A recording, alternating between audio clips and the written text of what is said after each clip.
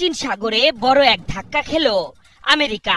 মাত্র আধ ঘন্টার ব্যবধানে অত্যাধুনিক ফাইটার জেট ও হেলিকপ্টার হারিয়েছে মার্কিন নৌবাহিনী।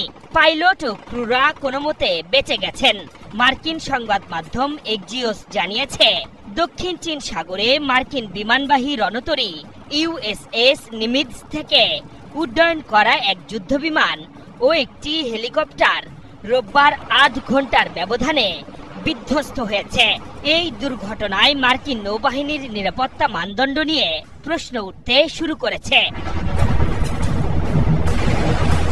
মার্কিন নৌবাহিনীর প্যাসিফিক ফ্লিটের বরাতে এক্সিওস জানিয়েছে, বিধ্বস্ত এয়ারক্রাফট দুটি মার্কিন বিমানবাহী রণতরী ইউএসএস নিমিৎজের অংশ ছিল। দুর্ঘটনায় পতিত হওয়ার পর MH-60RC হক হেলিকপ্টারের 3 ক্রু সদস্যকে উদ্ধার করা হয়েছে। আর FA-18 সুপার হর্নেট যুদ্ধবিমানের 2 পাইলটও ইজেক্ট করে নিরাপদে উদ্ধার হয়েছেন। তবে ঠিক কী কারণে দুর্ঘটনাটি ঘটেছে তা নিশ্চিত করেনি মার্কিন নৌবাহিনী। কারণ খুঁজতে অনুসন্ধান শুরু করেছে বলে জানিয়েছে মার্কিন সংস্থাটি। মার্কিন সামরিক বাহিনীর বিমানবাহী রণতরীতে দুর্ঘটনা এবারই প্রথম নয়। এর আগেও মার্কিন নৌবাহিনীর আরেক রণতরী ইউএসএস হ্যারি এস ট্রুম্যান এ পরপর কয়েকটি দুর্ঘটনা ঘটেছে।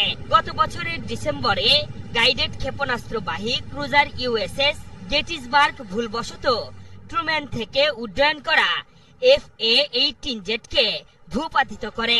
এরপর চলতি বছরের এপ্রিলে আরেকটি FA-18 যুদ্ধবিমান ট্রুম্যানের হ্যাঙ্গার ডেক থেকে পিছলে লোহিত সাগরে পড়ে যায়।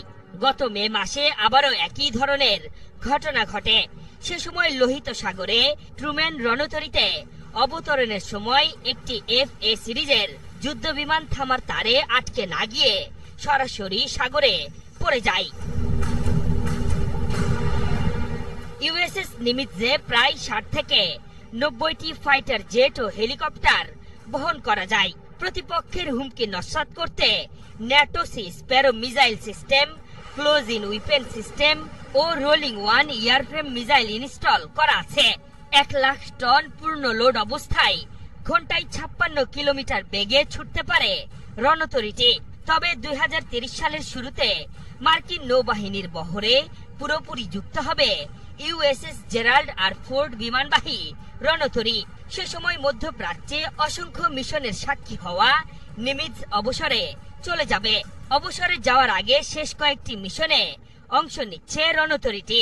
তবে ইতোমধ্যে ওয়াশিংটনের নেভাল বেস কিটস্যাপে ফিরতে শুরু করেছে রণতরীটি।